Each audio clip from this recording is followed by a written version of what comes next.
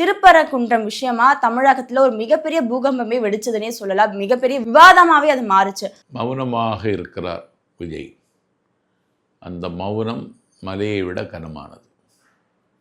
மௌனமா இருந்தா மக்களுக்கு அவர் என்ன சொல்ல வராரு அப்படின்னு அது தெரியாது ஒரு சென்சிட்டிவ் பிரச்சனை நீதிமன்றத்தில் இருக்கிறது.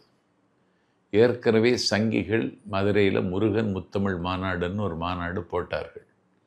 அந்த மாநாடு அட்டர் ஃபெயில்யூர். இதிலிருந்து என்ன தெரிகிறது என்றால், மதுரை மக்கள் தெளிவாக இருக்கிறார்கள். மதுரை மக்கள் அமைதியைத்தான் விரும்புகிறார்கள். இன்றைக்கி அந்த அமைதியை சீர்குலைப்பதற்கு ஒரு சதி நடைபெற்று கொண்டிருக்கிறது. ஆனால் மக்கள் அதற்கு பலியாகவில்லை என்பது மகிழ்ச்சியான செய்தி. தம்பி விஜய் அதில் கருத்து சொன்னால், அதில் திரிபுவாத சக்திகள் அதில் கைகால வச்சு எப்படியாவது விஜயை காயப்படுத்துவார்கள், தாவேக்காவை டேமேஜ் செய்வார்கள். இப்போது மௌனமாக இருப்பது தான் நல்லது என்று முடிவெடுத்தார்.